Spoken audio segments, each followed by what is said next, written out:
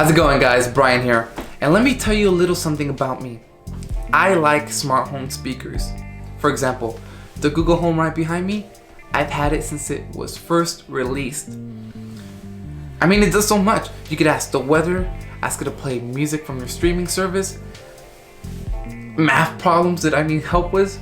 What's 5 plus 5? I don't know. It does a lot of things, okay?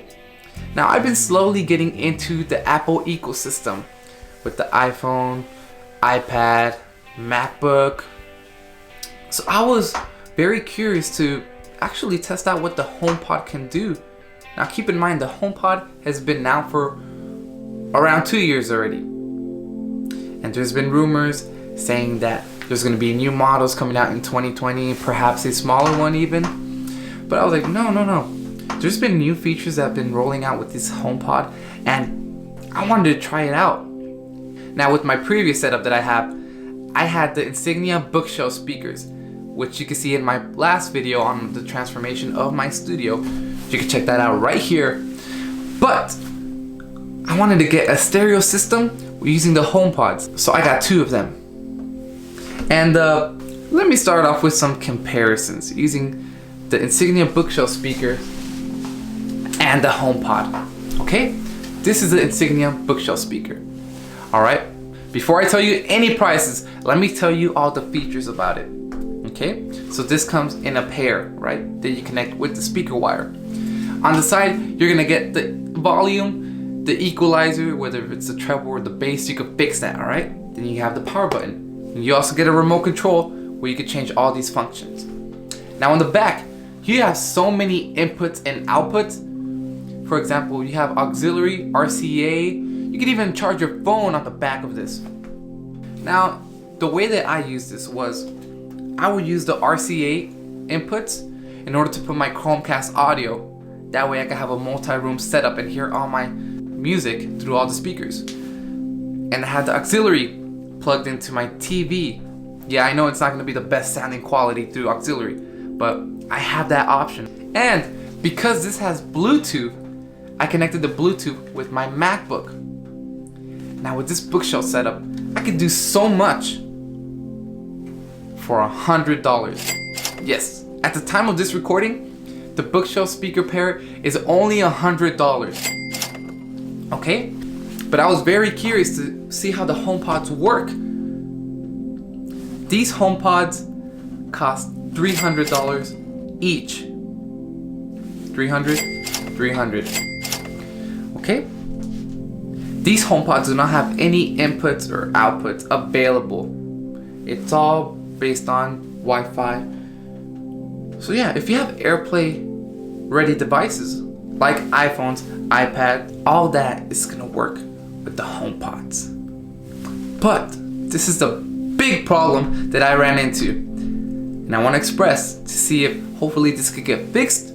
If not, I don't think I could work with these HomePods. When I try to connect my MacBook Pro to the HomePods already set up as a stereo, I can't do it with the MacBook Pro. I can only have one HomePod connected to my MacBook Pro at a time. That defeats the whole purpose of having 2 and already linking them up as a group. You could do it with iOS devices like iPhones or iPad, where you can use both as a left and right channel. But with the MacBook Pro, you can only use one at a time. Yep, that's a big disadvantage right there. That's something that the $100 bookshelf speaker could do, but a $3 smart speaker can't do. I'm already trashing the HomePods a lot. Let me tell you which feature caught my attention and is pretty much the main reason on why I wanted to try these out. And that is the Handoff feature. Let me show you how that works. Say you're playing music on your phone, right? It doesn't matter if you're on YouTube, web browser, on Spotify, Apple Music, doesn't matter. You have audio coming from your phone. You just hover your phone over the HomePod and it's gonna detect it. And when you're done, you can just place your phone on top again and send the audio back to your phone. I mean, that's a pretty good feature if you ask me.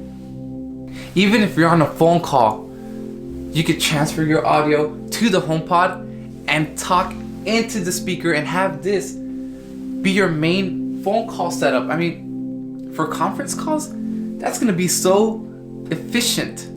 Keep in mind, you have to have an iPhone to make this work. And that brings me to the question. Even though the HomePods don't do a lot of the features that my $100 bookshelf speaker can do,